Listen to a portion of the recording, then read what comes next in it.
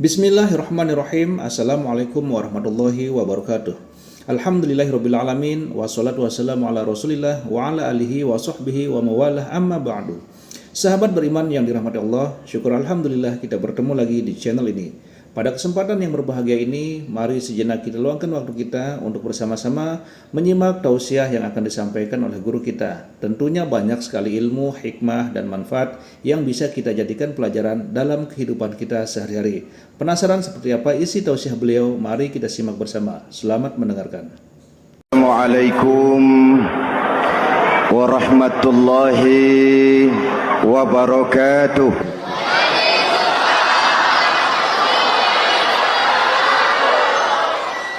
Ada seorang konglomerat, umurnya ya kira-kira 70-an. Suatu saat dia ditanya oleh wartawan, "Pak, umur Bapak berapa sih?" "Ya paling 10 tahun." 10 tahun? 10 tahun? Anak Bapak berapa orang? Satu. Satu saja? Satu. Harta Bapak berapa? Ya paling-paling bangsa 7 juta kali. 7 juta? Iya. Pak, kenapa Bapak bohongi saya? Bapak punya buku biografi. Koran-koran, majalah-majalah banyak memuat cerita riwayat hidup Bapak. Saya tahu umur Bapak 70. Kenapa bilang cuma 7 tahun? Saya tahu anak Bapak 8. Kenapa cuma bilang 1?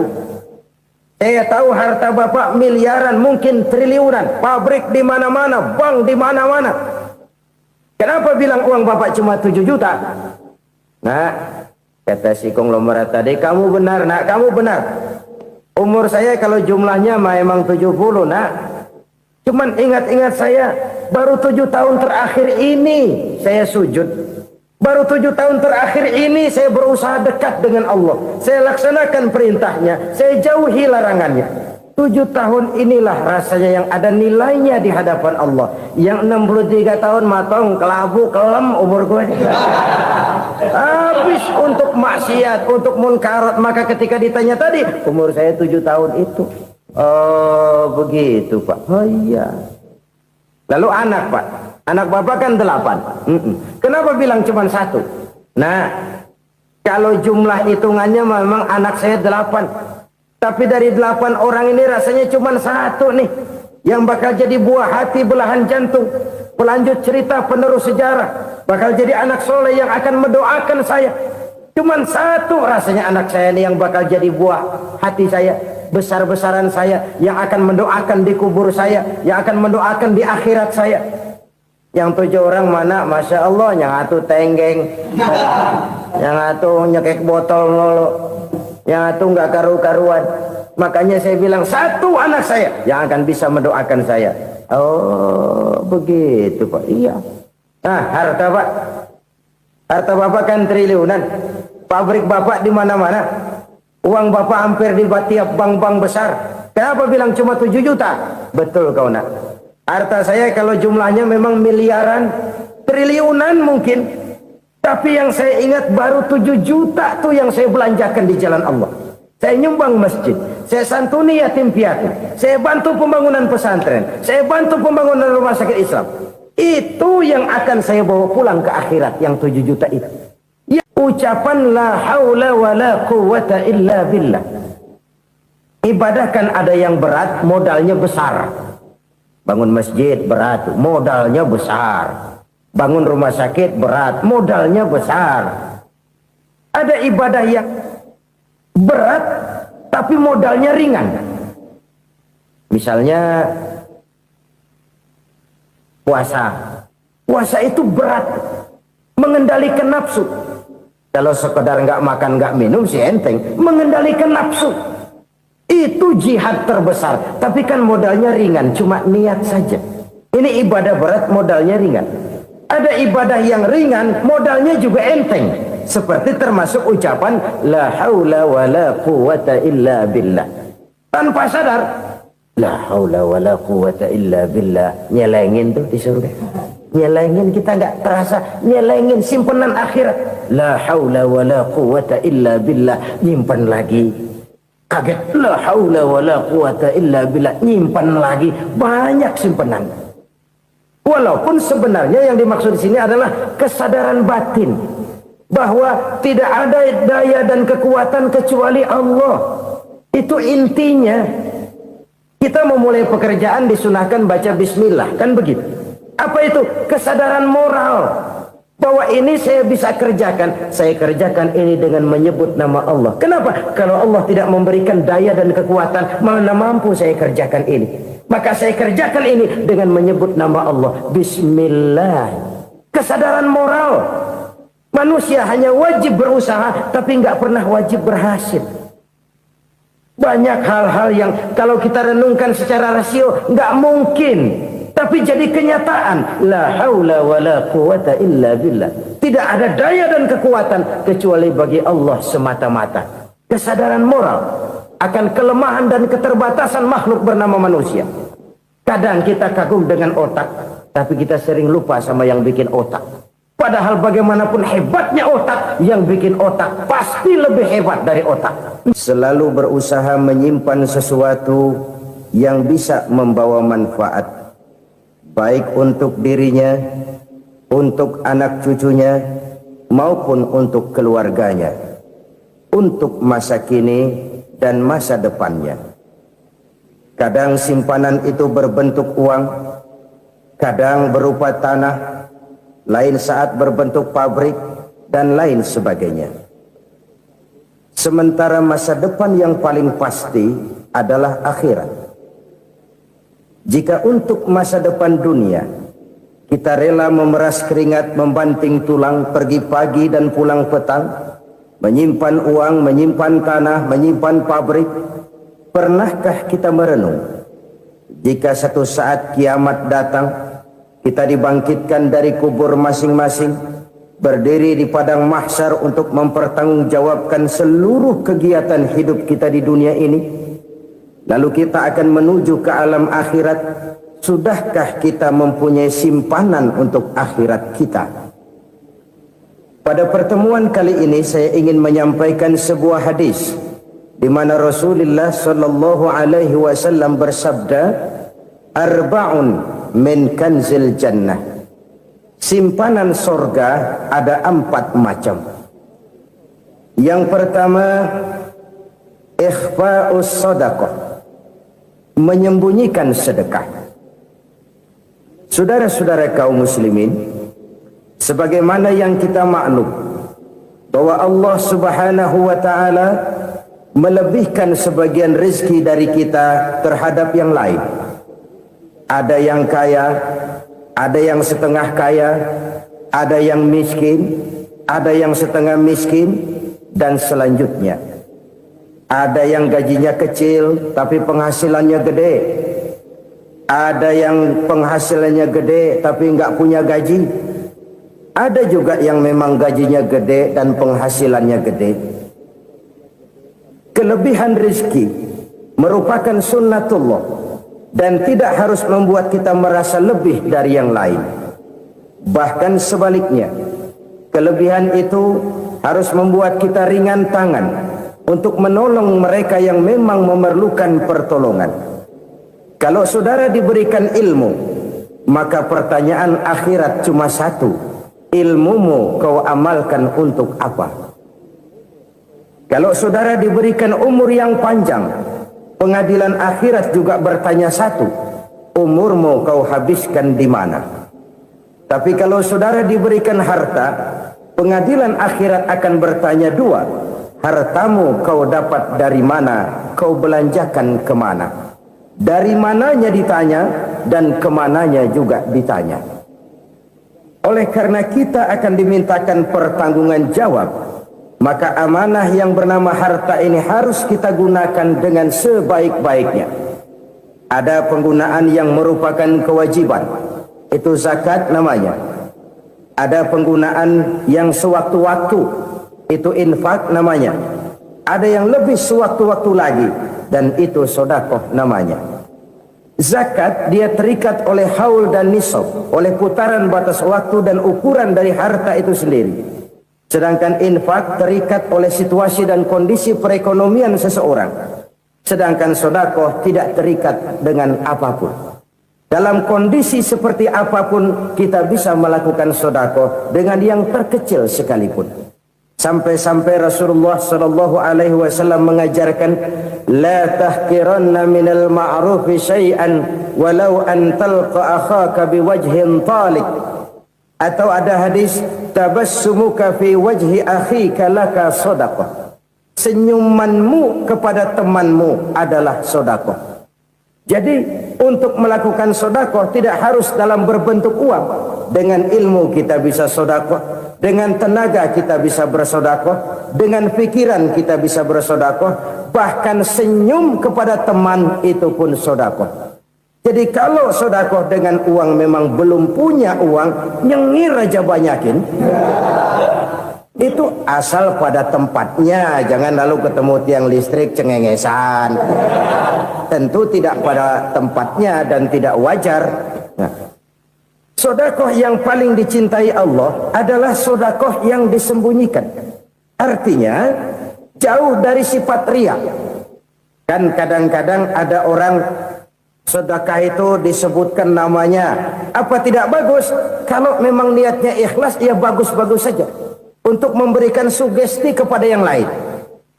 Si Fulan bin Fulan nyumbang sekian, diumumkan. Boleh kalau niatnya untuk memberikan rangsangan kepada yang lain supaya dia menyumbang lebih besar dari orang tadi. Tapi kalau itu mendatangkan riya, maka sedekah yang paling dicintai Allah adalah sedekah yang disembunyikan. Tangan kiri saja tidak tahu apa yang diberikan oleh tangan kanan. Sedekah yang dilakukan dengan ikhlas akan merupakan perbendaharaan surga, tersembunyi dari pandangan orang lain, tidak seorang pun tahu. Karena memang sikap yang baik adalah melupakan kebaikan dan mengingat kesalahan. Itu salah satu ciri orang bahagia. Orang yang selalu mengingat kesalahannya dan berusaha melupakan segala kebaikannya. Kalau dia akan berada kebaikan, dia tidak bisa ikut, dia merasa rugi karena dia merasa belum pernah berbuat baik. Tapi kalau akan melakukan kesalahan baru, dia ingat kesalahan yang sudah-sudah, sehingga terhalang baginya untuk melakukan satu kesalahan baru. Demikianlah saudara-saudara, bahwa Allah melebihkan rizki sebagian kita dari yang lain, agar terjadi tolong-menolong dalam kehidupan ini. Jadi kesenjangan yang nature, kesenjangan yang alami itu sunnatullah. Ada yang kaya, ada yang miskin, ada yang kelas menengah. Nah, kenapa lalu sekarang kita berusaha mengentaskan kemiskinan? Oleh karena adanya kesenjangan struktural. Kalau yang kaya bisa semakin kaya, kenapa yang miskin tidak bisa naik jadi ikut sedikit kaya? Sebab pada dasarnya Islam adalah agama yang sejak turunnya sudah berupaya memerangi kemiskinan. Bahkan dikatakan kemiskinan itu mendekatkan kepada kekufuran. Orang kalau miskin udah dekat banget sama kafir. Gampang menjadi kafir. Berapa banyak saudara-saudara kita yang oleh karena soal perut, oleh karena soal materi, terpaksa meninggalkan dan menanggalkan akidahnya. Menjual petunjuk yang diberikan Allah dengan hak kesenangan dunia yang cuma sebentar ini. Na'udzubillah, thumma na'udzubillah. Jadi makin kita sembunyikan satu sedekah, semakin banyak perbendaharaan kita di surga. Sedekah yang paling dicintai Allah adalah sedekah yang disembunyikan. Malahan ada seorang sufi, dia punya kebiasaan kalau pergi sholat Jumat dia bawa uang, itu uang dia taruh di bawah tikar masjid. Dia niat sedekah kepada siapa saja yang nemuin itu duit. Maksudnya apa? Supaya yang nemuin nggak tahu siapa yang punya duit. Demikian dia saking ingin menyembunyikan sedekahnya. Karena sifat riya itu bisa memakan amal kita sendiri. Riya itu termasuk menyebut-nyebut kebaikan kita. Orang yang suka nepuk dada, sedikit-sedikit ngitungnya kalau nggak gua. Tuh kalau nggak gua tuh yang belah situ kalau nggak gua. Iya kalau nggak lu kenapa emang? Orang yang suka menepuk jasad, tuh biasanya memang begitu saudara-saudara. Kalau perang lagi berkecamuk, orang nggak sempat ngaku jadi pahlawan. Tapi begitu perang selesai, yang kagak kenal bedil ngaku pahlawan, Mas. Itu sesuatu yang biasa. Oleh karenanya, orang-orang yang ikhlas dalam bersedekah, disembunyikannya sedekah itu Allah cinta betul. Malahan ada hadis memberikan jaminan, inna sadaqatal mar'il muslimi tazidu fil umri wa tadfa'u mitatas su'i. Sesungguhnya sedekahnya seorang mukmin tazidu fil umri, bisa menambah umur panjang, wa tadfa'u mitatas su'i, dan menyelamatkan manusia dari mati secara su'ul khatimah. Jadi siapa yang kepengen panjang umur, banyaklah sedekah. Yang bosan hidup, pelit terus. Sedekah menambah panjang umur dan menyelamatkan manusia dari mati secara su'ul khatimah. Pak, katanya umur itu nggak bisa ditambah, nggak bisa dikurangin. Kapan? Kalau ajal sudah datang. Fa idza jaa ajaluhum la yastakhiruna sa'atan wa la yastaqdimun. Kalau ajal datang tidak bisa dimajukan, tidak bisa dimundurkan. Itu kalau ajal sudah datang.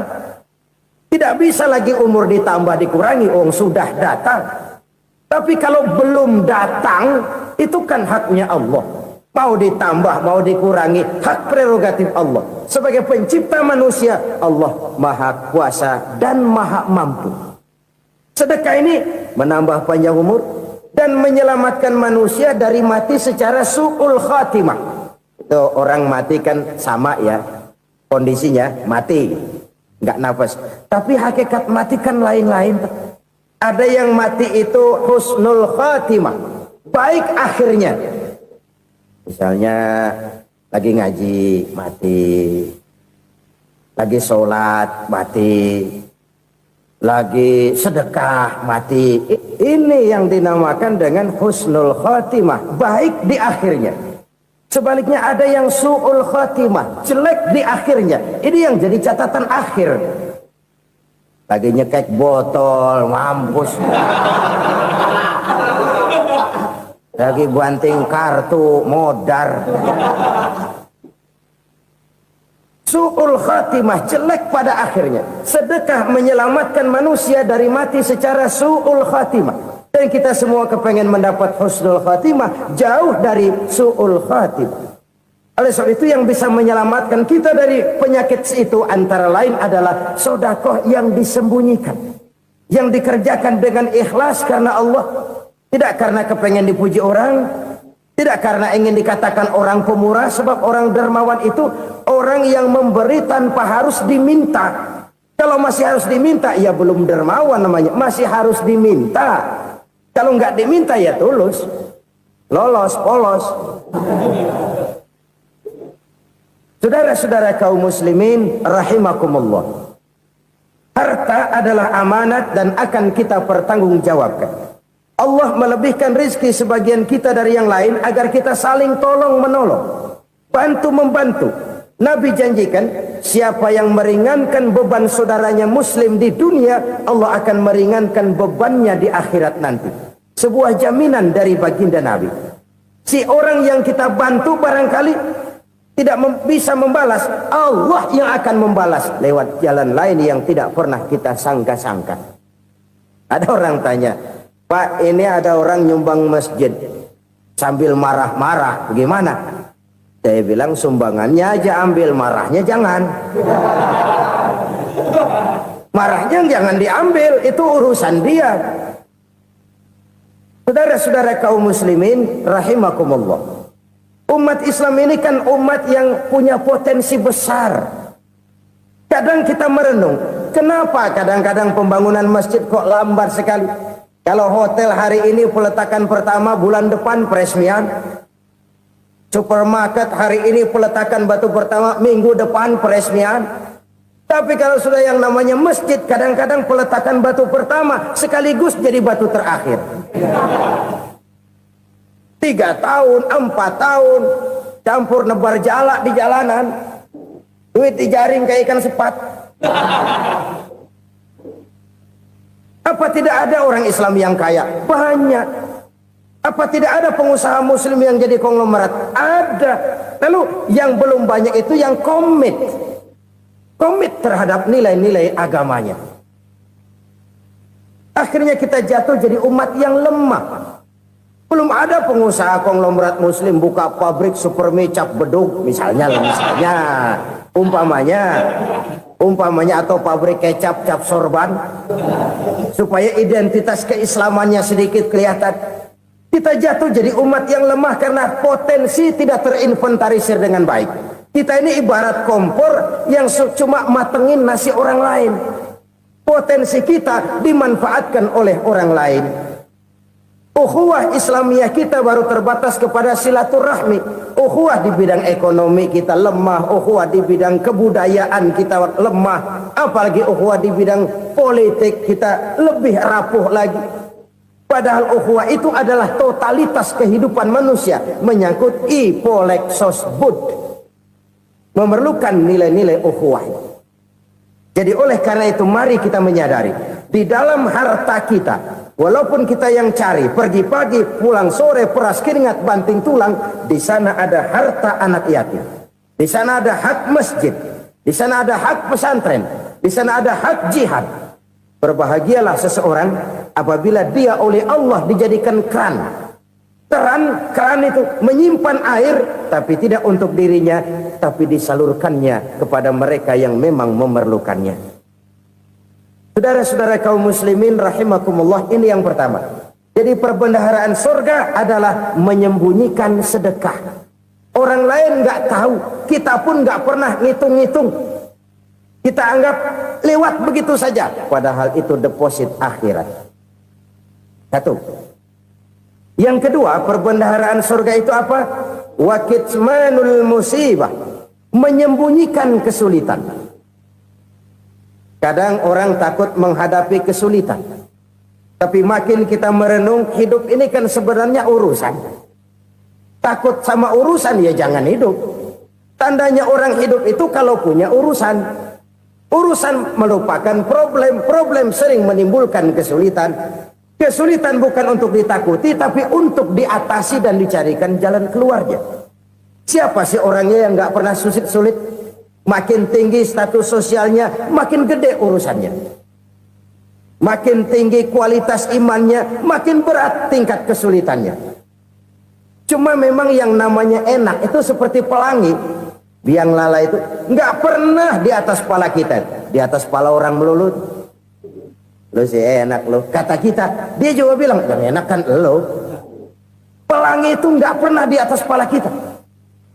Kata tukang beca, aduh enak ya naik Mercy. Kata tukang beca, apa yang di dalam mobil Mercy? Aduh enak bener tukang beca, di jok ngeringkuk ngorok pules bener. Saya kamar pakai AC sejuk, tempat tidur sutra empuk, alga spring bed, kulak kulik nggak bisa pules kalau belum minum Valium, belum tidur. Enak bener tukang beca, di jok ngorok nggak tahu wetan kulon.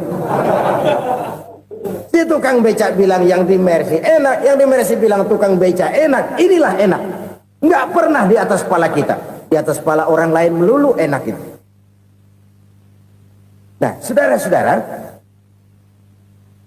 yang merupakan perbendaharaan surga itu orang yang bisa menyembunyikan kesulitan, baik pribadi ataupun rumah tangga. Nih terutama rumah tangga yang jadi soalnya. Kadang-kadang kita ini kalau senang, sebaliknya kalau senang kita diam, kalem aja, cuek. Banyak banget duit kita bawaan, diam aja udah. Malah ketemu orang takut. Tapi begitu susah, sekampung tahu. Padahal Nabi mengajarkan perbendaharaan surga itu menyembunyikan musibah, menyembunyikan kesulitan. Kalau enak, cerita sama orang-orang. Kalau nggak enak, rasain sendiri, tekan sendiri, atasin sendiri. Kita kan sebaliknya, senang kita diam, asal lagi susah, paling tidak kita nyari teman buat cerita kesusahan. Siapa orangnya yang nggak pernah susah? Cuma soalnya bagaimana kita mengatasi kesusahan itu sendiri. Begitu juga misalnya kalau orang sudah berumah tangga, itu orang tuanya harus menjadi tempat dia cerita yang enak-enak saja. Yang nggak enak rasain berdua, selesaikan berdua, atasin berdua. Jangan dibalik. Asal senang diam, giliran susah saja. Maknya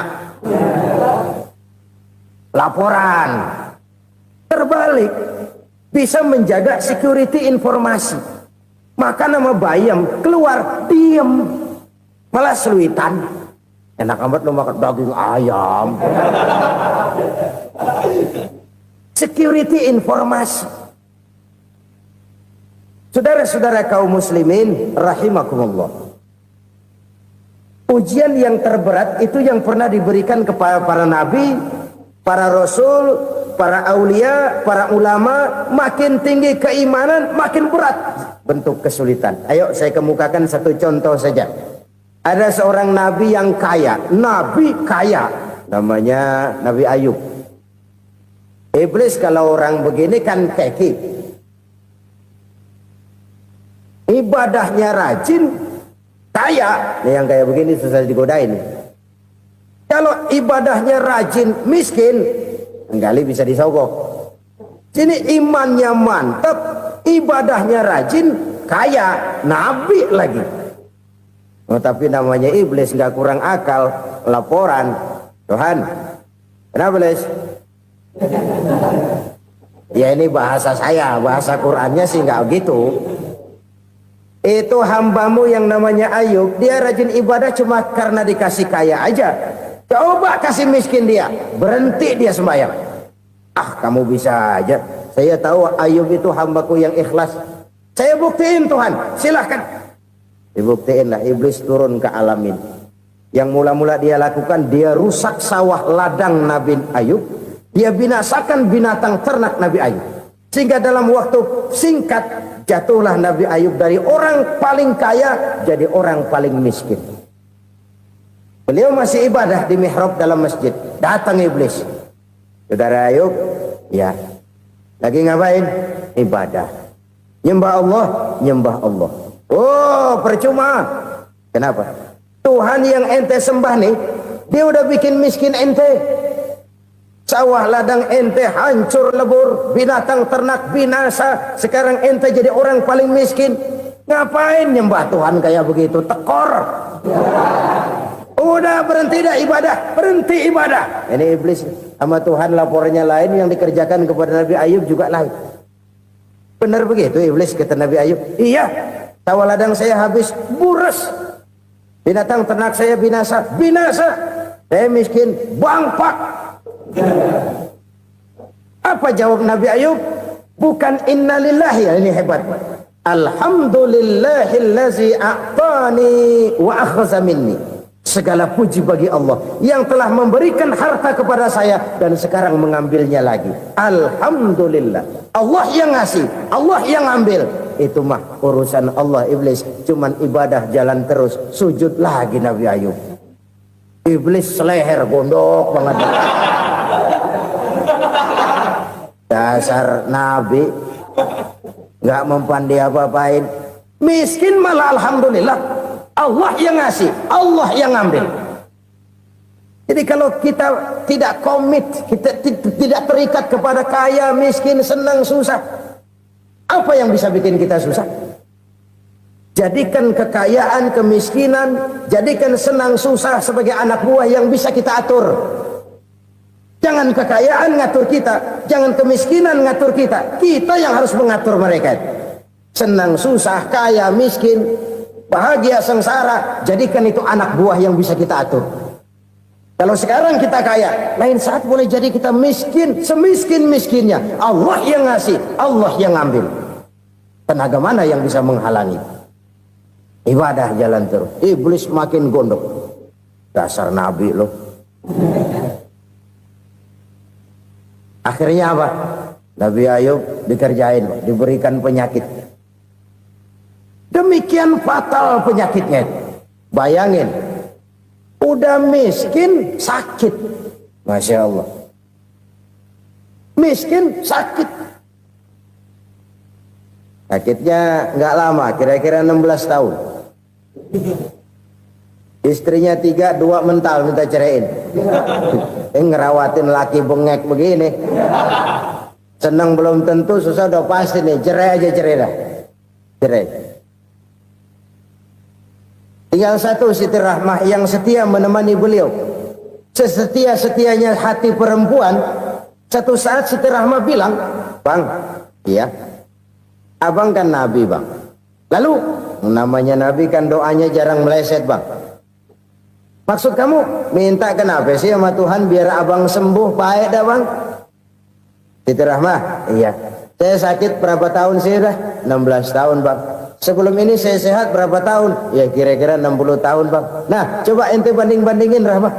Saya dikasih sehat 60 tahun, dikasih sakit 16 tahun. Sudah nggak sabar mau doa kepada Allah minta sembuh. Saya malu kepada Allah.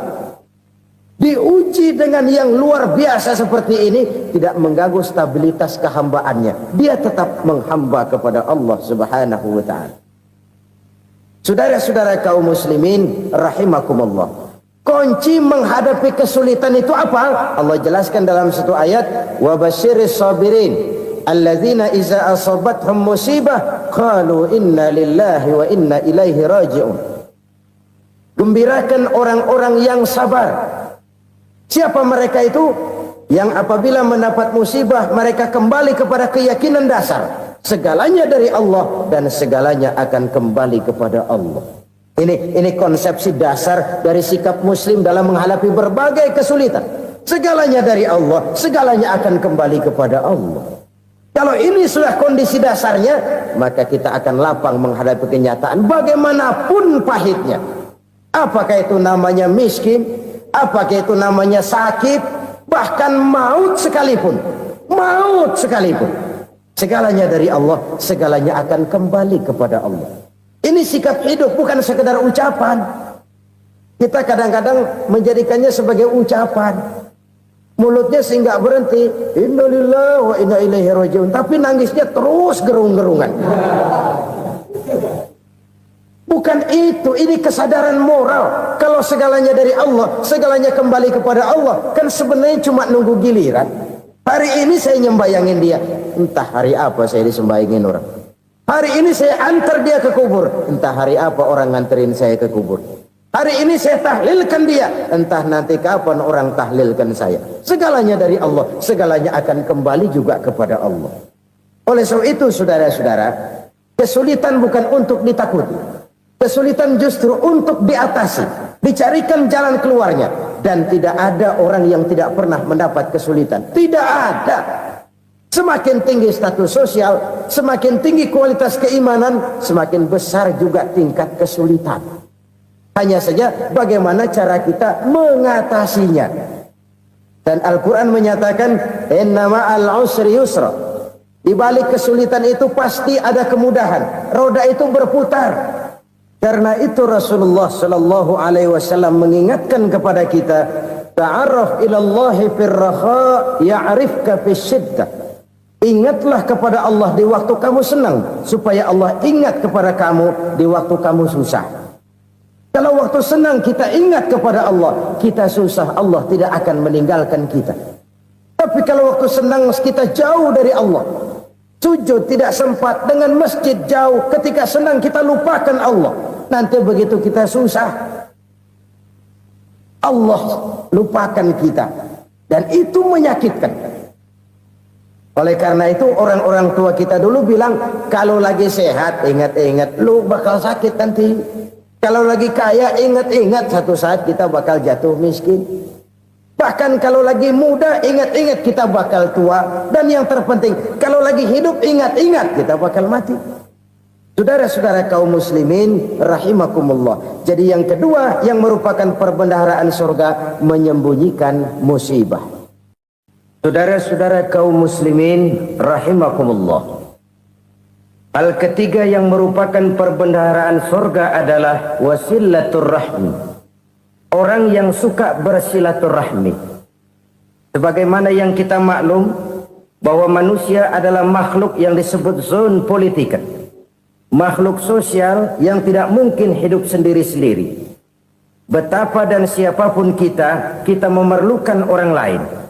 Bodoh betul manusia kalau tinggal di tengah masyarakat tapi tidak mau bermasyarakat. Merasa hebat sendiri, pinter sendiri, gagah sendiri, kaya sendiri. Mungkin kalau mati juga ngubur sendiri. Jangankan kita di sini, di sorga saja Nabi Adam waktu sendirian bengong melulu, mondar mandir. Allah tegur dam sepi dam.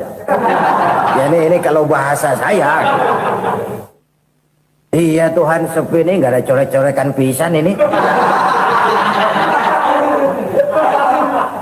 Diciptakan Siti Hawa, baru anteng Nabi Adam. Itu di surga. Cobalah. Umpamanya saudara tinggal di Jakarta nih. Kayak bener. Apaan aja di Jakarta punya saudara dah. Jembatan Semanggi ambil. Monas, Buntel bawa pulang. Hotel-hotel ambil semua. Cuman tinggal di Jakarta sendirian, apa enaknya? Betapa dan siapapun kita perlu orang lain. Tidak ada seorang pun yang bisa memenuhi kebutuhan hidupnya secara sendiri-sendiri. Nah, Islam telah menyelamatkan manusia dari ras diskriminasi, mengikat manusia dengan persaudaraan yang berlandaskan kepada akidah. Karena itu dianjurkan bersilaturahmi. Bahkan Nabi menyatakan, man arada ayyubsata lahu fi rizqihi wa yunsa'a fi atharihi falyasil rahimah. Siapa yang kepengen diluaskan rezekinya dan dipanjangkan usianya, banyaklah ia bersilaturahmi. Siapa yang kepengen dimudahkan rezekinya, hendaknya ia banyak bersilaturahmi. Kalau banyak teman, kesulitan kan paling tidak ada tempat cerita. Udah susah sendirian, kita pikirin diri, nggak ada tempat tukar pikiran. Cepet banget sama bengek. Dilawan sendiri. Nah, secara makro kita bisa berkata, tidak mungkin ada kemenangan kalau tidak ada kekuatan. Tidak ada kekuatan kalau tidak ada kesatuan dan persatuan. Tidak mungkin ada kesatuan dan persatuan tanpa semangat silaturahmi. Kalau umat Islam mau menang, dia harus kuat. Kalau umat Islam mau kuat, dia harus bersatu. Kalau umat Islam mau bersatu, dia harus membudayakan silaturahmi ini. Bahkan sampai-sampai kata Nabi, kalau bisa cari nilai tambah. Apa? Silman qata'ak. Bersilaturahmilah kau kepada orang yang marah denganmu. Masya Allah, indahnya ajaran agama kita. Orang yang marah pun kepada kita, kata Nabi, kalau bisa bersilaturahmilah kepadanya, kepada orang yang marah itu. Di situ nilai tambah. Cuman jujur nih hadis, ngucapinnya gampang, ngamalinnya yang berat banget.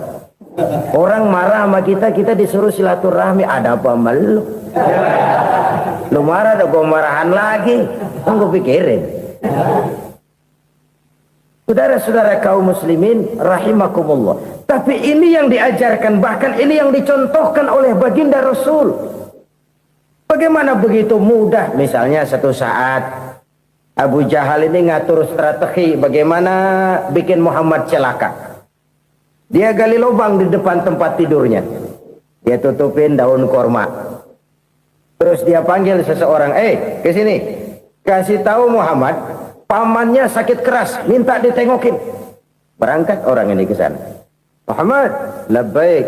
Pamanmu sakit keras, dia minta ditengokin. Baik, saya akan datang menjenguk beliau. Berangkatlah Nabi ke rumah Abu Jahal tanpa prasangka apapun. Abu Jahal udah pasang setil, selimut 3 rangkap setengah dipakai. Persis kayak orang meriang. Tapi sembari ngintip dari balik selimut. Begitu Muhammad buka pintu, nah, masuk perangkap nih. Muhammad jalan menuju tempat pembaringan. Makin lama makin dekat, makin lama makin dekat. Makin dekat ke lubang yang dipasang oleh Abu Jahal itu. Dalam hati Abu Jahal, terus dah jatuh, mampus dah lo ini. Mampus lo hari ini. Apa yang terjadi? Malaikat Jibril datang. Muhammad, pamanmu cuma pura-pura sakit. Di depan tempat tidurnya ada lubang perangkap supaya kamu jatuh ke situ. Sudah, kamu pulang. Balik kanan Nabi. Sudah hampir jatuh ke lubang, balik kanan, pulang. Bayangin kecewanya Abu Jahal. Muhammad dikit lagi, Muhammad dikit lagi. Enggak, paman, saya pulang aja. Emosi bangun dari tempat tidur, enggak sadar kalau lagi pura-pura sakit. lompat ngejar Nabi, dia lupa dengan lubang yang dia gali. Pusrak, nyemplung sendiri ke dalam lubang.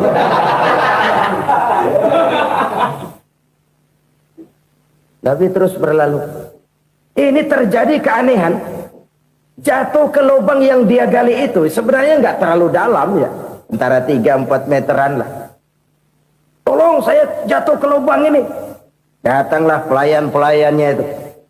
Angkat saya dari sini. Oh, yang ngulurin tambang. Satu gulung, belum juga nyampe itu tambang. Kurang, beli lagi ke warung. Sambung, ulur lagi, nggak juga bisa sampai. Wah, ini kerjaan Muhammad ini. Tolong, siapa salah seorang kamu ke rumah Muhammad, kasih tahu encangnya kecebur. Minta ditolongin. Sampaikan kepada Rasul. Kenapa? Pamanmu jatuh ke lubang, Muhammad minta tolong diangkatin. Tambang udah nyambung-nyambung nggak nyampe juga. Ya, nanti saya datang, saya tolong. Coba. Nyata-nyata orang berniat jahat mau mencelakakan dia. Datang dia menolong. Ini yang disebut air tuba dibalas air susu ya ini. Bukan sebaliknya. Air tuba dibalas air susu. Paman, kecebur ya? Iya Muhammad, tolong ini. Pegang tangan saya. Nabi ulurkan tangannya. Nyampe. Dipegang oleh Abu Jahal. Diangkat ke atas. Sampai atas. Apa kata Abu Jahal? Sihirmu memang hebat Muhammad. Udah ditolongin dikata sihir. Yang enak kita kemplang kan itu orang begitu. Urusan apa? Tapi inilah akhlak. Kalau bisa kamu bersilaturahmilah dengan orang yang marah kepadamu sekalipun. Orang marah kita tetap baik. So, kalau kita berbuat baik sama orang yang memang baik, rasanya sih biasa-biasa aja. Orang baik kita baik lagi, ya draw aja, belum ada nilai tambah di situ. Baru ada nilai tambah kalau kita bisa berbuat baik kepada orang yang nyakitin kita. Itu namanya kita setingkat di atas dia. Dia sakitin kita, kita berbuat baik sama dia. Dia pelit sama kita, kita baik sama dia. Dia marahin kita, kita deketin dia. Di situ kita punya nilai tambah. Jadi siapa yang ingin diluaskan rezekinya kata Nabi dan dipanjangkan umurnya, hendaklah ia banyak-banyak bersilaturahmi. Sederhana sebenarnya silaturahmi. Tapi silaturahmi membangkitkan semangat kesatuan dan persatuan. Kesatuan dan persatuan melahirkan kekuatan. Dalam matematika, 1 ditambah 1 pasti 2. Tapi di tengah masyarakat, 1 orang takut ditambah 1 orang takut, hasilnya jadi 2 orang setengah berani. Kenapa setengah berani? Karena udah berdua. Tadi pan takut sendirian. Kalau dia kumpul turu-turu takut lah jadi berani. Kita yang lemah, kita yang tidak berdaya, kita yang miskin, kalau mau kompak bersatu, apa yang nggak bisa kita kerjain? Apalagi tinggal di kota besar, pilihan cuma 2, bertahan atau minggir. Bertahan atau minggir. Untuk bisa bertahan harus mampu bersaing. Untuk mampu bersaing harus punya keahlian. Keahlian harus ditunjang dengan pendidikan. Ditambah oleh kekompakan sebagai umat. Udah miskin mencar mulu, orang injek kita. Orang nggak pandang urusan apa malu. Oleh karena itu silaturahmi pada hakikatnya merupakan roh dari ukhuwah yang diajarkan oleh agama kita. Bagaimana Islam menyelamatkan masyarakat manusia dari ras diskriminasi, mengikat manusia, dan tidak ada persaudaraan yang lebih indah selain persaudaraan yang diikat dengan nilai-nilai akidah. Sepanjang orang di jalan Allah, itulah saudara kita. Keluar dia dari jalan Allah, selesailah persaudaraan sampai di situ. Karena itu, kalau ingin menyimpan sesuatu di surga, banyaklah bersilaturahmi. Datang ke rumah ini, datang ke rumah itu, dan lain sebagainya. Itu simpanan kita di akhirat nanti. Ini yang ketiga. Saudara-saudara, yang keempat, perbendaharaan surga itu apa? Wa qawlu la hawla wa la quwwata illa billah. Ucapan la haula wa la quwwata illa billah. Ibadah kan ada yang berat, modalnya besar. Bangun masjid berat, modalnya besar. Bangun rumah sakit berat, modalnya besar. Ada ibadah yang berat tapi modalnya ringan. Misalnya puasa itu berat, mengendalikan nafsu. Kalau sekedar nggak makan nggak minum sih enteng, mengendalikan nafsu itu jihad terbesar. Tapi kan modalnya ringan, cuma niat saja. Ini ibadah berat, modalnya ringan. Ada ibadah yang ringan, modalnya juga enteng. Seperti termasuk ucapan la haula wala quwata illa billah. Tanpa sadar, la haula wala quwata illa billah. Nyelengin tuh di surga. Nyelengin, kita nggak terasa. Nyelengin simpenan akhirat. La haula wala quwata illa billah. Nyimpan lagi. Kaget, la haula wala quwata illa billah. Nyimpan lagi. Banyak simpenan. Walaupun sebenarnya yang dimaksud di sini adalah kesadaran batin bahwa tidak ada daya dan kekuatan kecuali Allah. Itu intinya. Kita memulai pekerjaan disunahkan baca bismillah, kan begitu?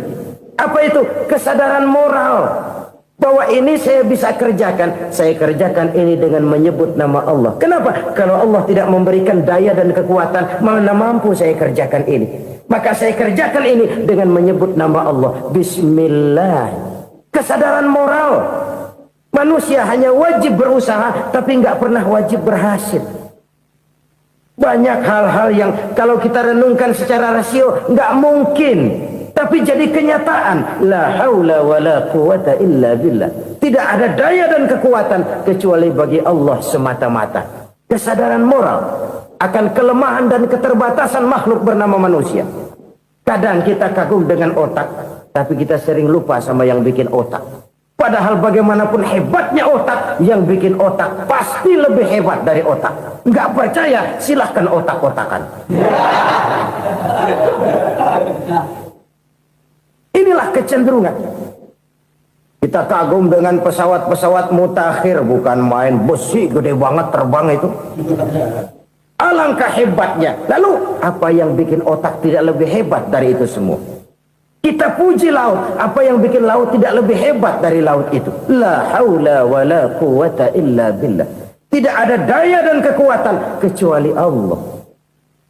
Apa yang bisa kita lakukan kalau tidak karena daya dan kemampuan yang diberikan oleh Allah kepada kita?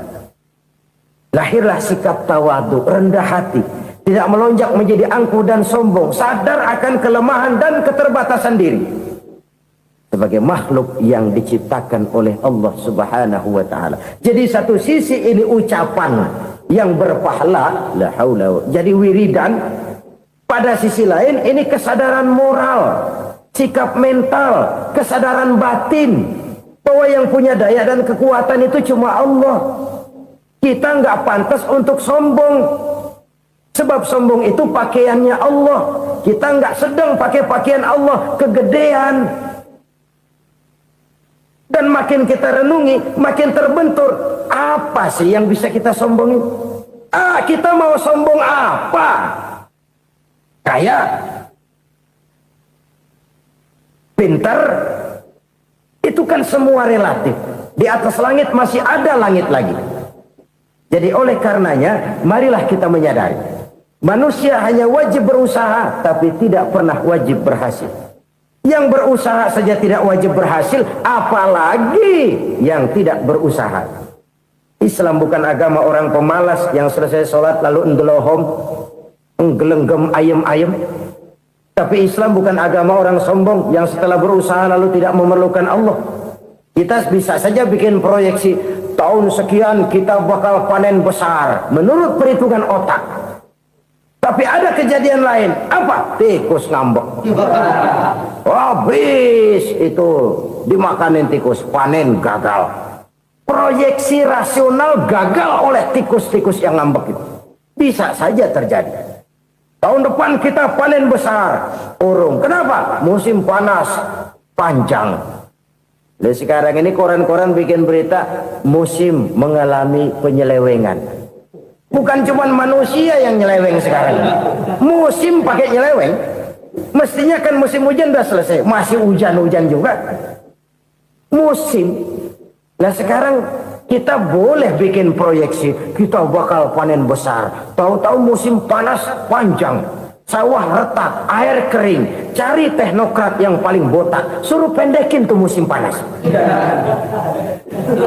La haula wa la quwata illa billah. Inilah kesadaran moral. Saudara, saya teringat satu saat ada seorang konglomerat. Umurnya ya kira-kira 70-an. Satu saat dia ditanya oleh wartawan, "Pak, umur Bapak berapa sih?" "Ya paling 10 tahun." 10 tahun? 10 tahun? Anak Bapak berapa orang? Satu. Satu saja? Satu. Harta Bapak berapa?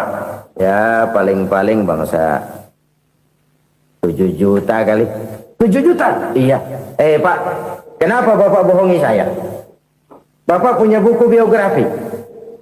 Koran-koran, majalah-majalah banyak memuat cerita riwayat hidup Bapak. Saya tahu umur Bapak 70. Kenapa bilang cuma 7 tahun? Saya tahu anak Bapak 8. Kenapa cuma bilang 1? Saya tahu harta Bapak miliaran, mungkin triliunan. Pabrik di mana-mana, bank di mana-mana. Kenapa bilang uang Bapak cuma 7 juta? Nah, kata si konglomerat tadi, "Kamu benar, nak, kamu benar. Umur saya kalau jumlahnya memang 70, nak. Cuman ingat-ingat saya, baru 7 tahun terakhir ini saya sujud. Baru 7 tahun terakhir ini saya berusaha dekat dengan Allah. Saya laksanakan perintahnya, saya jauhi larangannya. 7 tahun inilah rasanya yang ada nilainya di hadapan Allah. Yang 63 tahun matong, kelabu, kelem umur gue. Habis untuk maksiat, untuk munkarat. Maka ketika ditanya tadi, umur saya 7 tahun itu. Oh begitu Pak. Oh iya. Lalu anak Pak. Anak Bapak kan 8. Kenapa bilang cuma 1? Nah, kalau jumlah hitungannya memang anak saya 8.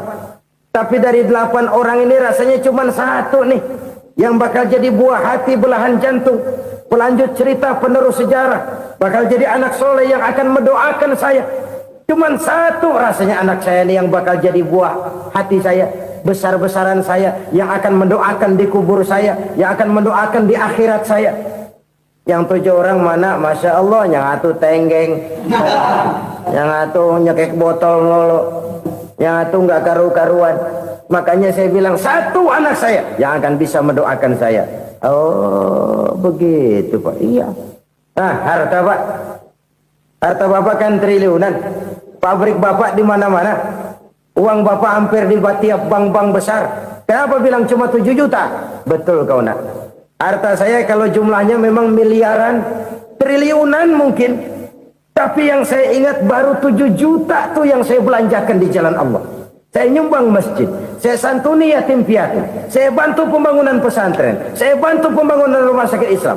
Itu yang akan saya bawa pulang ke akhirat, yang 7 juta itu. Yang triliunan itu nanti akan diperebutkan oleh anak-anak saya sebagai waris saya. Jadi harta saya 7 juta itu yang bakal nemenin saya di akhirat, yang akan saya bawa pulang jadi teman saya.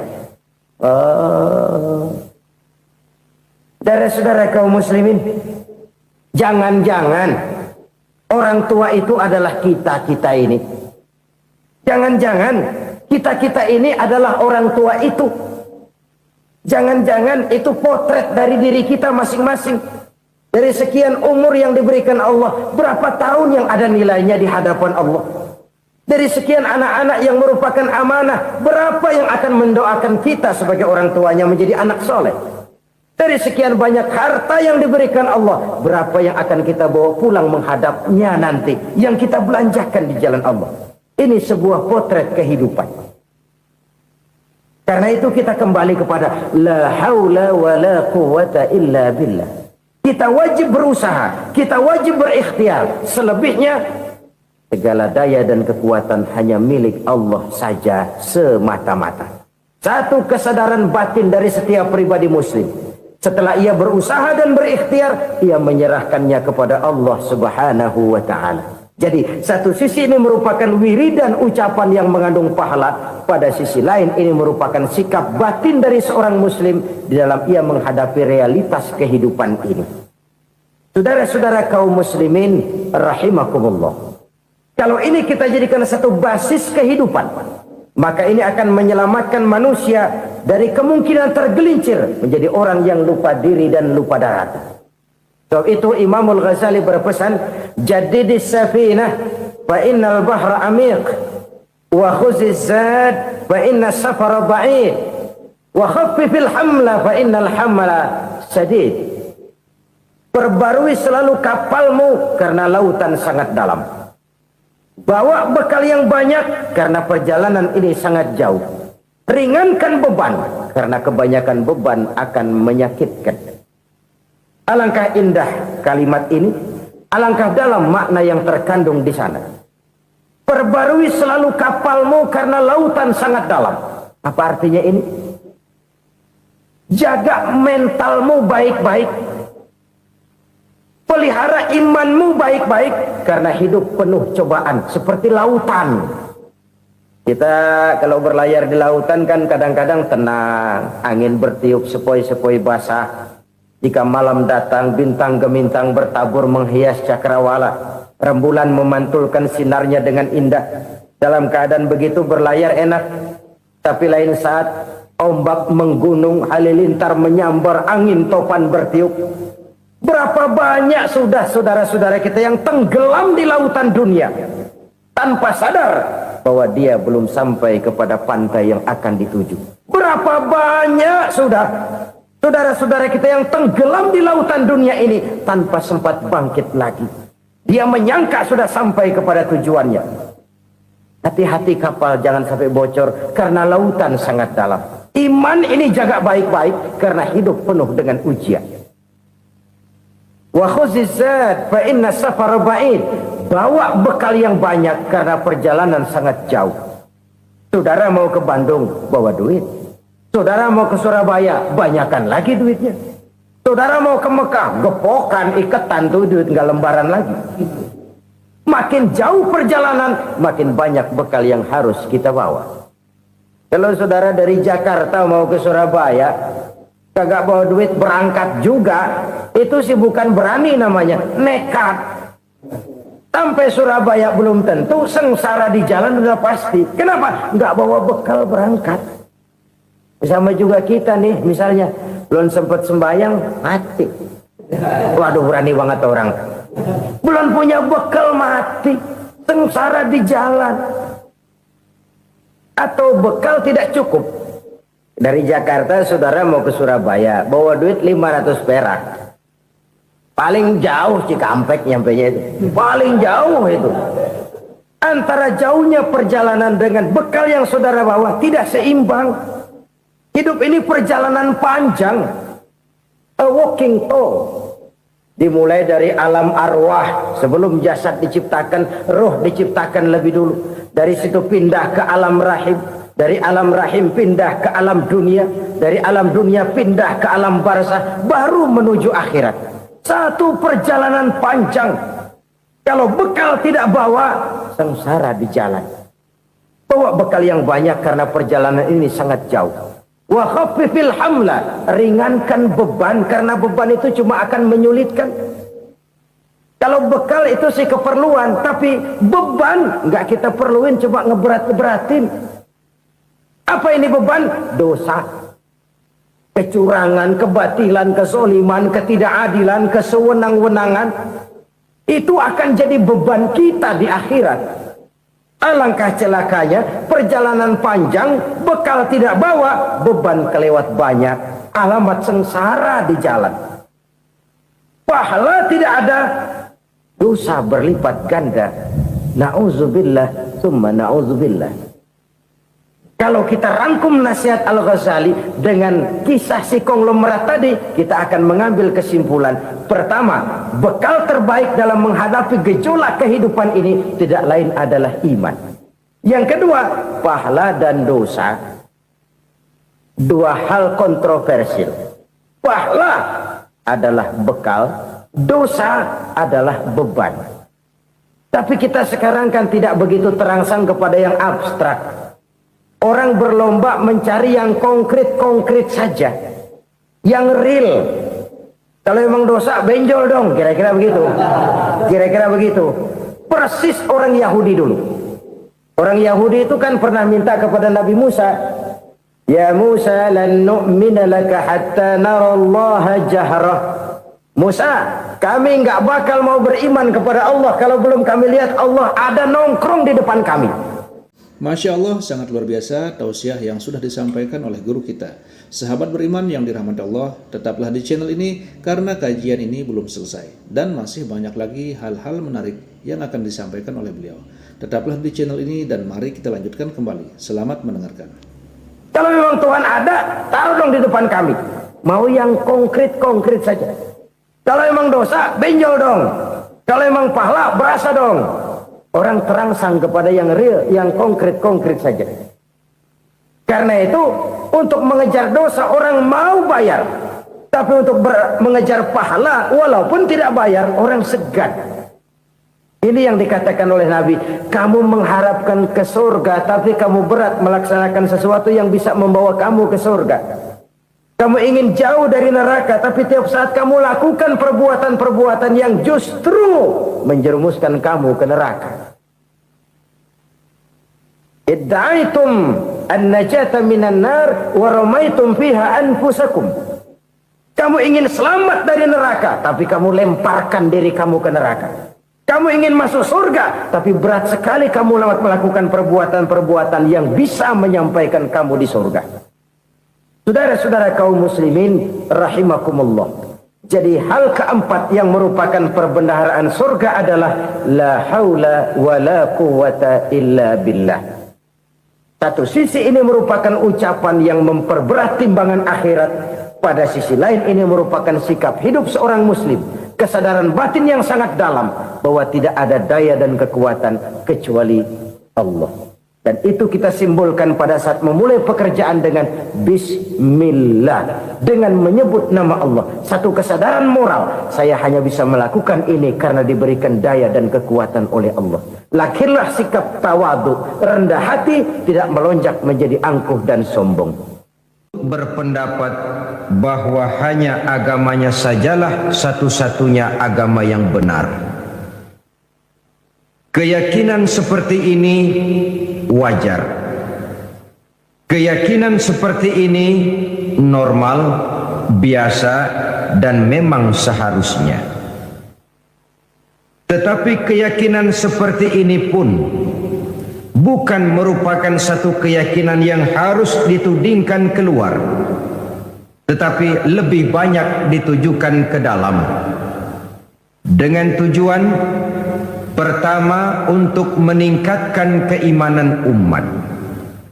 Kalau seseorang sudah memiliki keyakinan bahwa hanya agamanya sajalah satu-satunya agama yang benar, saya yakin orang seperti itu akan konsekuen dalam kehidupan beragama. Tapi kalau dia berkeyakinan bahwa semua agama adalah benar, akhirnya ia akan berpendapat juga bahwa semua agama adalah sama. Kalau semua agama dipandangnya sebagai sama, maka tidak jadi soal benar baginya agama mana saja yang dianutnya.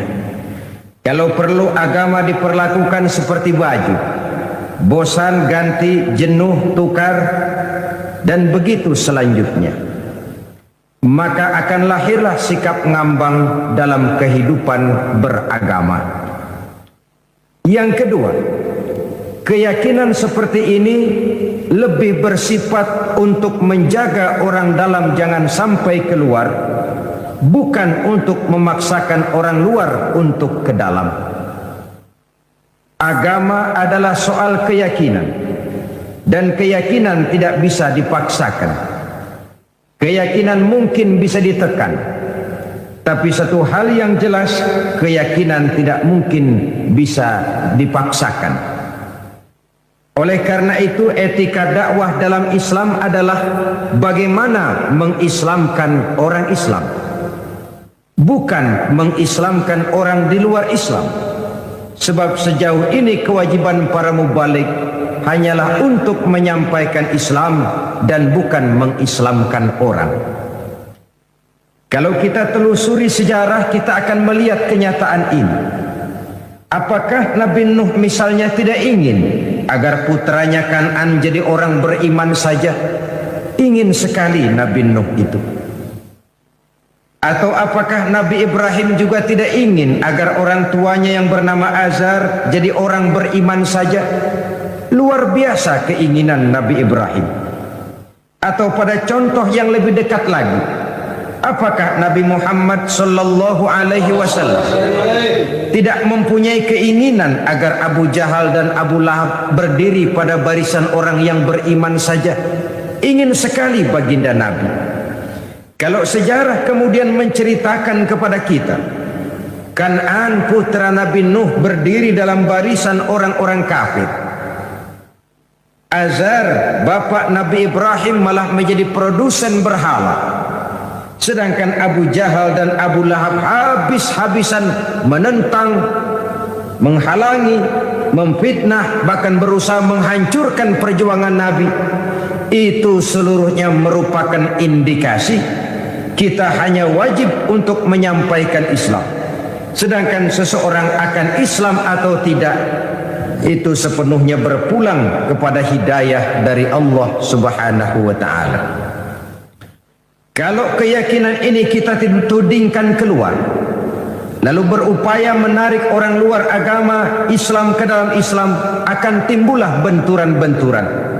Inilah yang sering menjadi kenyataan di mana seseorang menyebarkan agama kepada orang yang sudah beragama. Timbullah hal-hal yang tidak kita inginkan. Timbullah singgungan-singgungan dan benturan-benturan yang tidak diharapkan, yang pada kesempatan ini akan kita bicarakan. Yang ketiga, keyakinan seperti ini untuk menumbuhkan fanatisme beragama. Kita semua maklum, orang kalau cinta kepada suku bagus, tapi fanatik kepada suku salah. Orang cinta kepada guru bagus, tapi fanatik kepada guru tidak benar. Soal guru dan suku kita harus objektif. Orang cinta kepada agama bagus, orang fanatik kepada agama merupakan bagian daripada kehidupan beragama. Fanatik dalam arti berpegang teguh, sebab hanya dengan watak seperti inilah setiap penganut suatu agama akan menjadi konsekuen dengan nilai dan ajaran agamanya masing-masing. Untuk mencegah terjadinya singgungan dan benturan-benturan dalam upaya menyebarkan agama, maka di negeri kita ini digalakkanlah 3 macam kerukunan yang dikenal sebagai tri kerukunan. Pertama, kerukunan antar umat seagama. Kedua, kerukunan antar umat beragama. Dan yang ketiga, kerukunan antar umat beragama dengan pemerintah. Mari kita lihat persoalannya lebih jauh lagi. Pertama, kerukunan antar umat seagama. Kita sama maklum bahwa Islam telah mengikat kita dengan akidah. Dari manapun seseorang datang, apapun saja warna kulitnya dan bahasa apapun yang dipakainya, kalau akidahnya sama, maka dia adalah saudara kita. Lebih tegas ini disabdakan oleh Rasulullah sallallahu alaihi wasallam. Innallaha la yanzuru ila suwarikum wa amwalikum, walakin yanzuru ila qulubikum wa a'malikum. Allah Subhanahu wa ta'ala tidak memandang potonganmu. Allah Subhanahu wa ta'ala juga tidak memandang hartamu. Yang Allah lihat, yang Allah nilai, yang Allah pandang tidak lain adalah hatimu dan amal perbuatanmu. Tentang wajah, tentang kulit, warna kulit, tentang suku, bangsa dan bahasa, Islam menganjurkan kita untuk objektif. Ini yang orang sering katakan, walaupun keluar dari dubur ayam, kalau memang telur, ambil. Keluarnya dari dubur ayam, tapi telur, kenapa tidak diambil?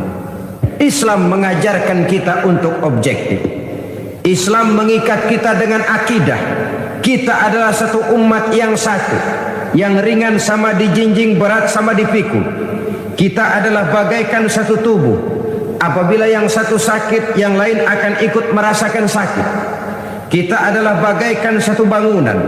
Posisi dan komposisi boleh saling berbeda, tetapi satu sama lain harus saling memperkuat, harus saling asih dan asuh. Jangan saling gasak, gesek dan gosok. Seorang muslim boleh saja dibungkus oleh baju tentara. Seorang muslim boleh saja dibungkus oleh baju polisi. Seorang muslim boleh dibungkus oleh baju pejabat, teknokrat, dokter, seniman, artis, pengusaha, pedagang, petani. Tapi baju apapun yang membungkus badannya, jiwa dan semangat Islamnya tidak boleh luntur oleh baju yang membungkus badannya itu. Lalu mampu menyusun kebersamaan untuk kemajuan dan kepentingan kita bersama. Soal perbedaan pendapat halal. Soal perbedaan pendapat wajar. Kepala sama hitam pendapat tentu berbeda. Tapi marilah kita lapang dada untuk menerima perbedaan pendapat. Mencoba memandang orang lain tidak cuma dari sudut kepentingan sendiri saja, tidak cuma dengan kacamata kita saja, tapi mampu melihatnya dalam konteks yang luas. Hanya dengan demikian kita akan menjadi arif, menjadi bijaksana di dalam memberikan penilaian dan tidak terjebak kepada sudut pandang kita sendiri saja. Saudara-saudara kaum muslimin rahimakumullah, sudah lewat masanya kita umat Islam berkotak-kotak karena hal-hal kecil yang tidak prinsip. Sudah lewat masanya kita bertengkar karena hal-hal kecil yang menyangkut soal-soal teknis.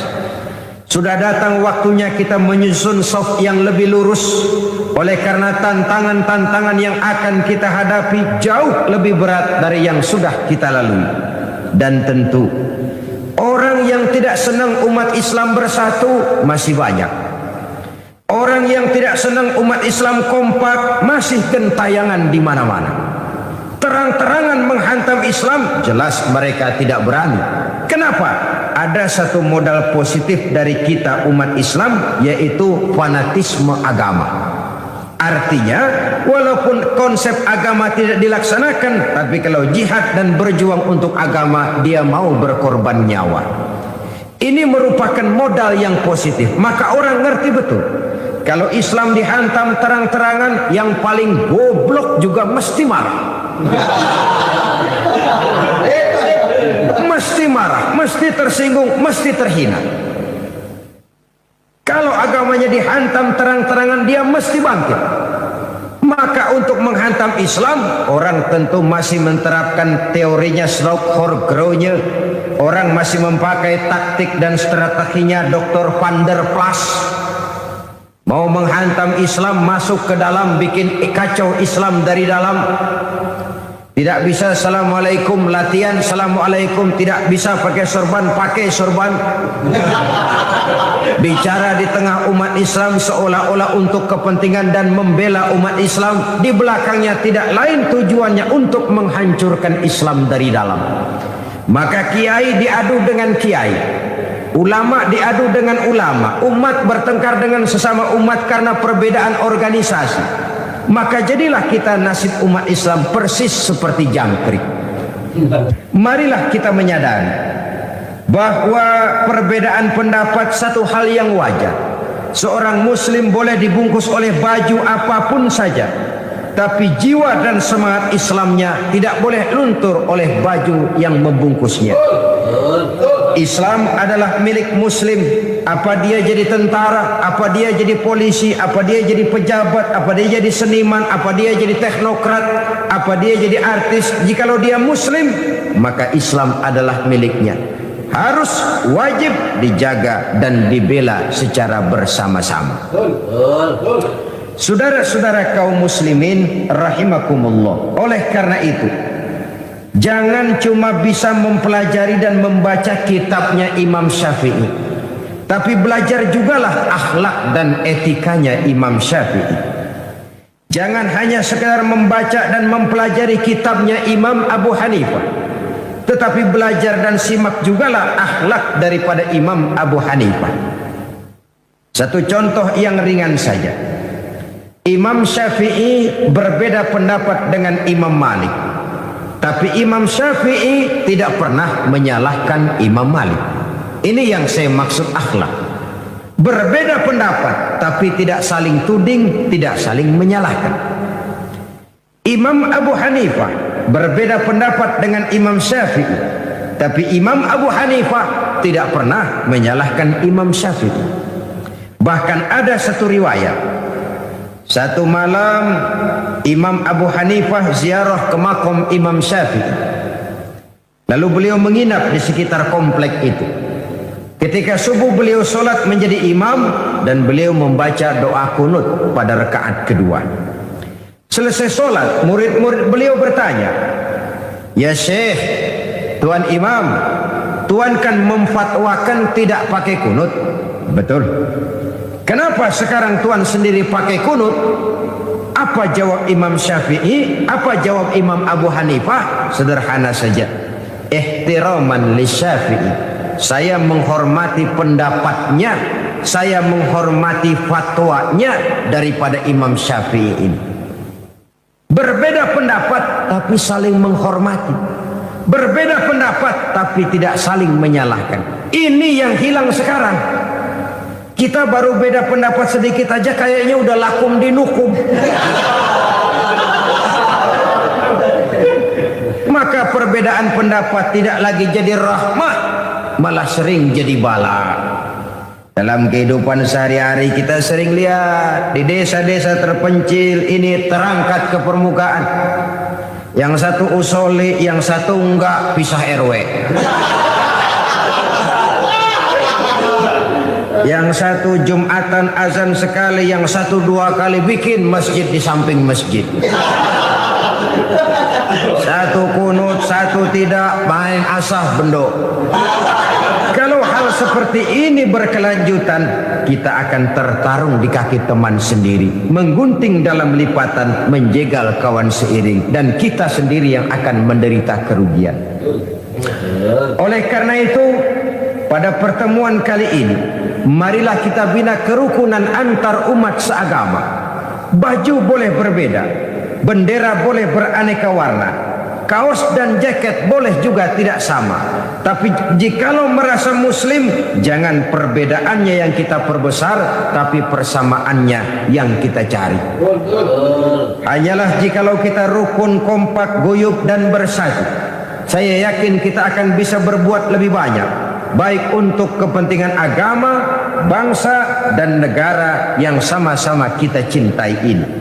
Tapi jikalau kita berpecah belah, centang perenang, satu ke barat, satu ke timur, lain ke utara, satu lagi ke selatan, tidak ada persamaan persepsi, maka kita akan tertarung di kaki teman sendiri. Kita juga yang akan jadi lemah akibatnya. Saudara-saudara kaum muslimin rahimakumullah. Oleh karena itu, kerukunan antar umat seagama merupakan hal yang wajib kita laksanakan, agar dengan itu kita menjadi satu umat yang kuat untuk sanggup menjawab segala tantangan-tantangan dan problema-problema yang timbul, untuk meningkatkan harkat dan martabat kehidupan umat beragama. Bahwa kita punya keyakinan Islam tinggi, tidak ada yang lebih tinggi lagi daripada Islam, itu benar. Yang salah kalau itu sekadar kita jadikan apologi, sekadar untuk teriak-teriak membanggakan diri tanpa kita mau melihat apa yang kenyataan di dalam kehidupan kita sebagai umat.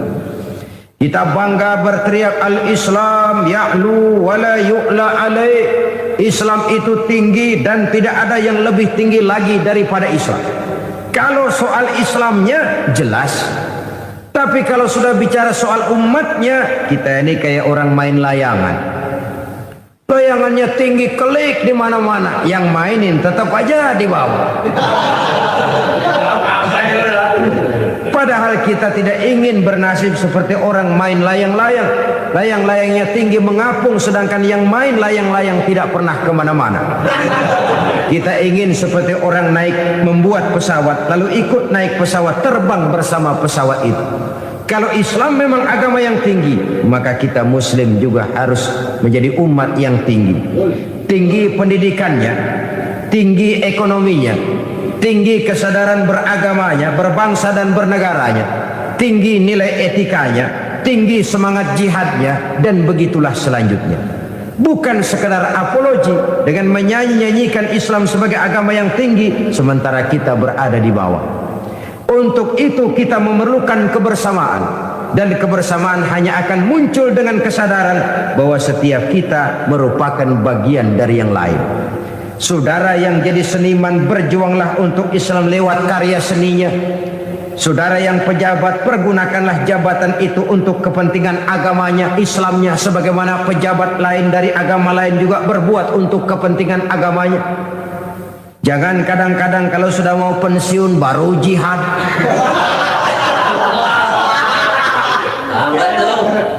Walaupun terlambat lebih baik daripada tidak sama sekali, tapi kan akan lebih baik lagi kalau tidak terlambat. Justru kalau mau berbuat untuk kepentingan agama, jangan nunggu sampai pensiun. Ini yang sering terjadi. Kalau sudah pensiun, tanda tangan dah kagak laku, memo udah nggak dihargain, pengaruh sudah nggak ada, baru mau jihad. Ngomongnya hebat, segala macamnya hebat. Kemarin kemana?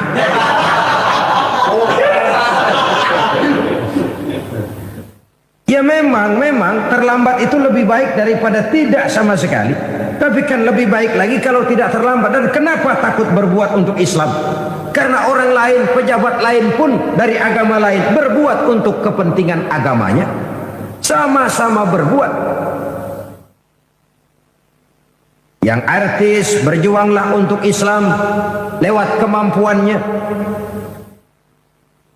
Yang teknokrat berjuanglah untuk Islam dengan teknologinya. Dan begitulah selanjutnya.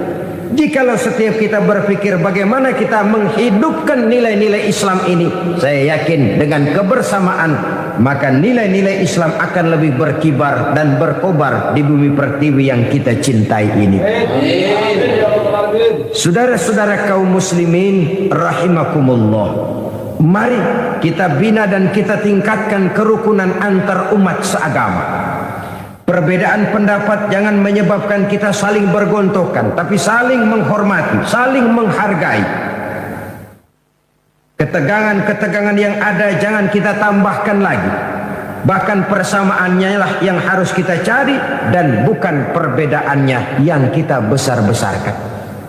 Mari kembali kepada kesadaran Islam telah mengikat kita dengan tali akidah. Wa'tasimu bihablillahi jami'an wa la tafarraqu. Berpegang teguhlah kamu kepada tali Allah, kepada Islam ini, kepada Al-Quran ini, dan jangan kamu berpecah belah, jangan kamu bercerai-berai. Quran tidak melarang kita berbeda pendapat, hadis tidak melarang kita berbeda pendapat. Baik Quran maupun hadis sama-sama melarang kita berpecah belah. Di dalam satu hadis Nabi memberikan peringatan tegas sekali. Isnani la yanzurullahu ilaihima yaumal qiyamah. Ada dua golongan manusia yang di hari kiamat nanti tidak akan dipandang oleh Allah Subhanahu wa taala. Dua macam manusia di akhirat nanti didiemin aja, nggak diaru-aruin, dipanteng, nggak diendain. Bukan main, saudara-saudara. Jangankan di akhirat, di dunia ini aja ya. Kalau kita didiemin aja sama orang tua kita, bingung. Didiemin aja sama mertua, bingung. Bingung.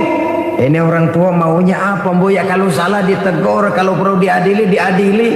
Ini nggak didiemin aja, bingung. Apalagi itu di dunia, apalagi di akhirat. Sedangkan di akhirat nanti kan orang kan tumben ke akhirat kan. Belum pernah ada sebelumnya yang ke sana. Sudah ke akhirat baru pertama kali. Untuk seterusnya sampai sana nggak ada yang ngaruin, didiemin aja. Ya Allah, alangkah malangnya. Siapa mereka itu? Pertama, kata Nabi, orang yang didiamkan saja oleh Allah itu qati'ur rahim, orang yang suka memutuskan silaturahmi, orang yang suka marah-marahan. Sakit palanya kalau nggak marahan sama orang. Saudara-saudara kaum muslimin rahimakumullah, ini kan simbol orang yang nggak mau rukun, orang yang nggak mau bersatu, merasa hebat kalau bisa ngantem orang lain, walaupun dia sendiri sebenarnya barangkali tidak lebih baik dari yang dihantamnya. Sebab biasanya maling ayam merasa hebat kalau berhadapan dengan maling kambing. Itu biasa. Dia nggak merasa bahwa dia nyolong ayam. Wah, si ayam nggak apa-apa, kecil, no, kambing no. Maling kambing akan merasa dirinya benar kalau berhadapan dengan maling kebo. Jadi kalau kita melihat kesalahan orang lain, kita sering lupa dengan kesalahan yang kita lakukan. Disinilah rahasia Nabi berpesan, tuba liman saghalahu aibuhu an uyubin nas. Beruntunglah orang-orang yang kekurangan dirinya, aib dirinya menyebabkan dia cukup sibuk untuk tidak mengorek-ngorek aib dan kekurangan pada diri orang lain. Beruntung orang yang aib dirinya, kekurangan dirinya menyebabkan dia sibuk sampai tidak sempat mencari-cari kekurangan pada diri orang lain. Tapi celaka benar orang yang terlalu sibuk mencari dan mengorek aib dan kekurangan orang lain sampai dia lupa kepada aib dan kekurangan dirinya sendiri. Jadi manusia pertama yang nanti tidak akan diopeni oleh Allah, orang yang suka memutuskan silaturahmi. Kadang-kadang kalau sudah marah pakai grup-grupan, grup-grupan ngebon, ngundang ngajak orang lain, marahan yuk, marahan. Ini marahan pakai ngajak orang. Yang kedua, jarusu, tetangga yang jahat dengan tetangganya. Saudara, tidak ada kemenangan tanpa kekuatan. Tidak ada kekuatan tanpa kesatuan. Tidak ada kesatuan tanpa silaturahmi. Sebab itu konsep silaturahmi dalam Islam merupakan bagian pokok daripada ajaran agama Islam. Hanya dengan silaturahmi kita akan bersatu. Hanya dengan persatuan akan timbul kekuatan, dan hanya dengan kekuatan kita bisa meraih kemenangan. Tanpa kekuatan, kemenangan sebuah mimpi. Tanpa kesatuan, kekuatan tidak akan pernah lahir. Dan tanpa silaturahmi, kesatuan tidak akan pernah terwujud. Yang kedua, kerukunan antar umat beragama. Kita memaklumi bahwa kita bangsa Indonesia adalah satu bangsa yang sangat majemuk.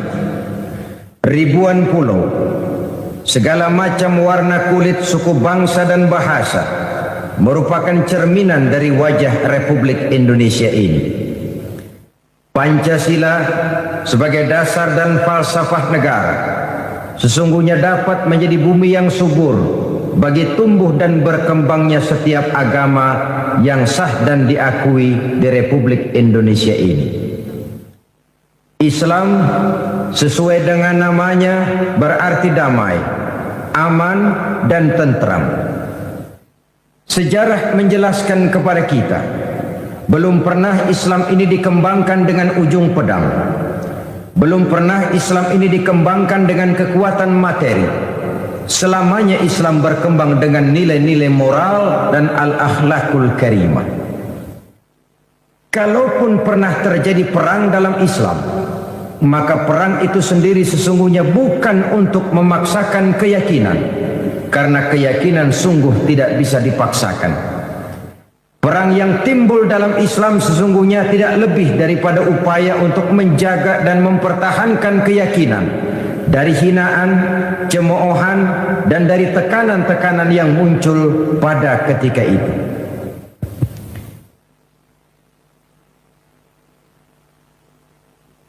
Saudara-saudara kaum muslimin rahimakumullah, Namun pada prinsipnya, di negara-negara manapun di dunia ini, apabila umat Islam mayoritas, maka orang-orang luar Islam bisa hidup dengan tenang, aman, dan damai. Begitulah kenyataan. Jika dia kecil, umat Islam ini, maka dia bisa menjaga diri. Dan jika dia besar, maka dia bisa mengayomi. Kecilnya bisa menjaga diri, besarnya bisa melindungi. Sebaliknya, kalau kecilnya saja sudah kurang ajar, apalagi gedenya, bajingan. Lah orang kalau kecil saja belagu-lagu, apalagi udah gedenya, kan logika begitu. Masih kecil udah berani kurang ajar, apalagi gedenya yang kereng itu. Itu logika mengajarkan begitu. Dimanapun saja umat Islam itu, kalau dia berjumlah sedikit, dia bisa jaga diri. Tapi kalau dia berjumlah besar, dia bisa melindungi. Contohlah misalnya Saudi Arabia, negara Islam, orang luar Islam yang tinggal di luar Mekah, Madinah, dia tinggal di Taif, di Yanbu, di Dhahran, di Jeddah, orang-orang kafir ini hidup dengan tenang, aman, damai, dilindungi undang-undang. Begitu di Mesir, begitu di Malaysia, begitu di Republik Indonesia. Dimanapun saja kalau umat Islam golong. Tetapi kadang-kadang sejarah juga yang menceritakan bahwa kalau kebetulan umat Islam minoritas, nasib mereka menyedihkan, ironi, memilukan, kadang-kadang memalukan. Ini juga merupakan kenyataan daripada sejarah. Oleh sebab itu, untuk mengatur lalu lintas kehidupan beragama, program kerukunan antar umat beragama itu harus berjalan. Saling menghormati, saling menghargai, tapi jangan menyebarkan agama kepada orang yang sudah beragama. Sebab kalau sudah upaya menyebarkan agama kepada orang yang sudah beragama, maka akan timbullah singgungan-singgungan yang sungguh sangat tidak kita harapkan. Maka para ustadz, para kiai misalnya tidak boleh membawa-bawa Quran masuk ke rumah-rumah orang lain agama untuk menyebarkan Islam ini. Sebaliknya orang lain dari agama lain juga tidak boleh masuk ke rumah-rumah orang Islam. Hormatilah orang yang sudah beragama, jangan penganut suatu agama dijadikan sasaran bagi pengembangan agama lainnya. Bahwa setiap kita berkeyakinan semua orang di luar kita adalah tidak benar, wajar. Bahwa kita berpendapat bahwa semua orang di luar kita adalah kafir, pantas. Bahwa kita berkeyakinan bahwa semua orang di luar agama kita tidak ada jaminan masuk surga, wajar. Tapi keyakinan itu harus ditujukan ke dalam, jangan keluar.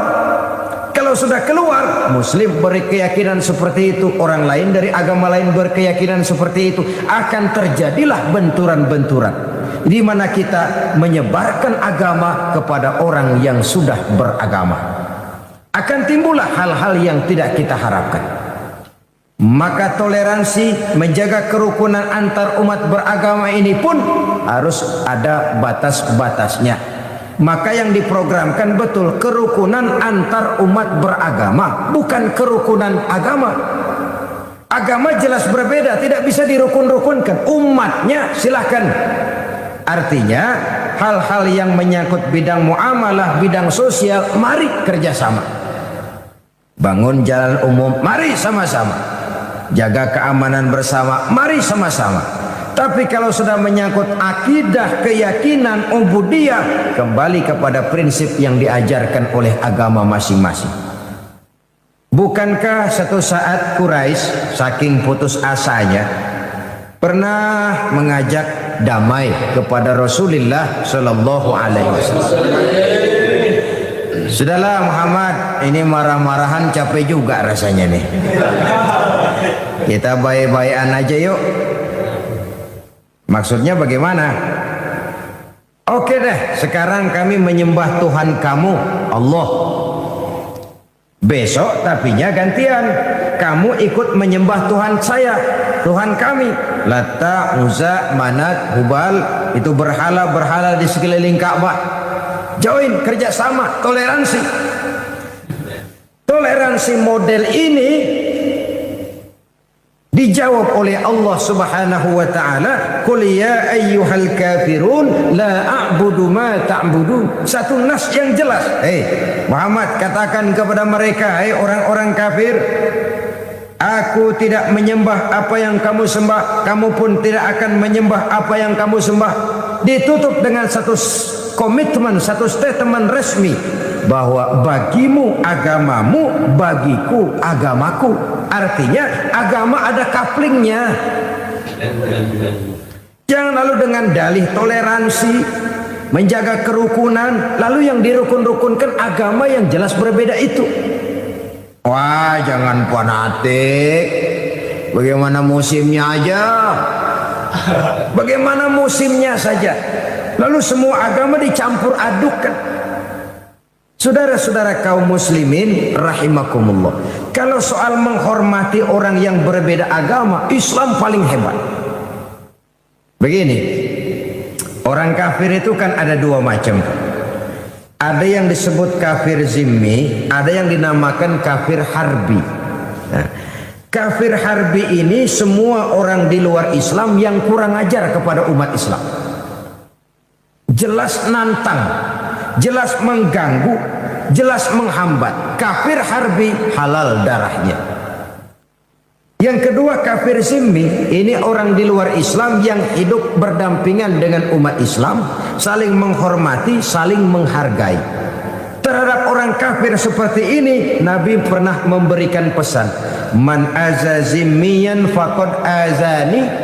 Siapa yang coba menyakiti orang zimmi, orang kafir yang mau hidup damai dengan umat Islam, itu sama saja dengan menyakiti aku, kata Nabi.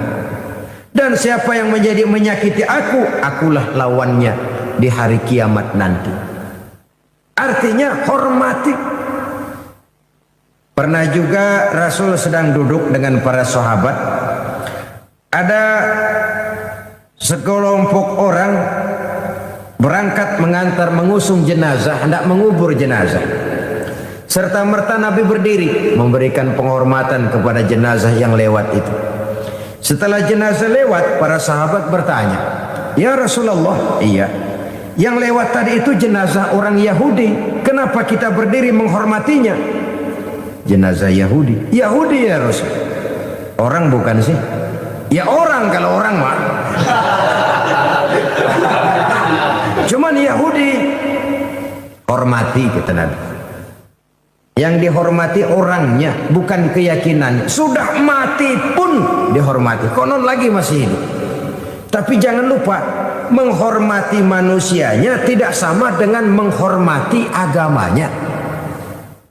Alhamdulillahirrabbilalamin. Demikianlah tausiah penuh ilmu, hikmah, dan manfaat yang sudah kita dengarkan bersama dari guru kita. Semoga tausiah yang beliau sampaikan kepada kita semua menjadi ilmu yang bermanfaat dalam kehidupan kita sehari-hari. Sahabat beriman yang dirahmati Allah, terima kasih banyak sudah menyimak video ini sampai selesai. Doa dan harapan saya semoga sahabat semua selalu diberikan kesehatan, dimudahkan segala urusannya, dan dilancarkan rezekinya. Amin ya rabbal alamin. Demikian yang dapat saya bagikan, kurang lebihnya mohon maaf. Sampai bertemu lagi di kajian berikutnya. Wabillahi taufiq wal hidayah wa ridha wal inayah. Wassalamualaikum warahmatullahi wabarakatuh. Setelah kita mendengarkan bersama tausiah yang sangat luar biasa dari guru kita, sekarang mari kita lanjutkan aktivitas kita masing-masing. Semoga tausiah yang beliau sampaikan kepada kita semua menjadi ilmu yang bermanfaat dalam kehidupan kita sehari-hari. Dan semoga kita semua bisa istiqomah dalam mengamalkannya. Amin ya rabbal alamin. Buat sahabat semua, saya ucapkan terima kasih banyak. Selamat beraktivitas dan sukses selalu. Sampai bertemu lagi di video berikutnya. Wassalamualaikum warahmatullahi wabarakatuh.